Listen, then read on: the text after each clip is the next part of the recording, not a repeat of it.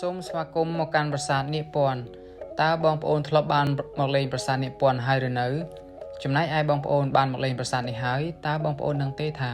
ប្រាសាទនេះមានអត្ថកម្បាំងអ្វីខ្លះប្រាសាទនាគពន្ធគឺជាប្រាសាទបុរាណដ៏ល្បីល្បាញមួយដែលមានលក្ខណៈស្ថាបត្យកម្មប្លែកនិងខុសពីប្រាសាទដទៃទៀតនៅក្នុងតំបន់អង្គរប្រាសាទនេះត្រូវបានសាងសង់ឡើងក្នុងរាជ្យរបស់ព្រះបាទជ័យវរ្ម័នទី7នាចុងសតវត្សទី12កំឡុងឆ្នាំ1191ប្រាសាទនេះមានឈ្មោះដើមថាប្រាសាទរាជស្រី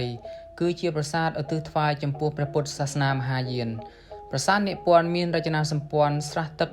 ចំនួន5ដោយមានស្រះធំមួយនៅចំកណ្ដាលនិងស្រះតូចៗចំនួន4នៅព័ទ្ធជុំវិញជាសញ្ញាលេខបូកដែលជានិមិត្តរូបមន្ទីរពេទ្យបុរាណតាមជំនឿពីបុរាណរាងកាយរបស់មនុស្សផ្សំឡើងពីធាតុទាំង4ហើយនៅតាម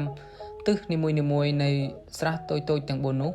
មានរូបចម្លាក់តំណាងឲ្យធាតុទាំង4នោះទិសខាងកើតធាតុដីតំណាងដោយរូបចម្លាក់ក្បាលមនុស្សទិសខាងត្បូងធាតុភ្លើងតំណាងដោយរូបចម្លាក់ក្បាលតោទិសខាងលិចធាតុខ្យល់តំណាងដោយរូបចម្លាក់ក្បាលសេះ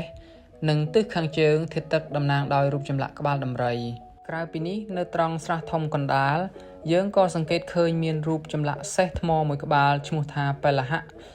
ដែលមានមនុស្សជាច្រើនព័ទ្ធជុំវិញដែលបង្ហាញពីការសង្គ្រោះមនុស្សឲ្យផុតពីគ្រោះថ្នាក់ផងដែរសូមអរគុណសម្រាប់ការទស្សនាវីដេអូរបស់ខ្ញុំសូមជម្រាបលា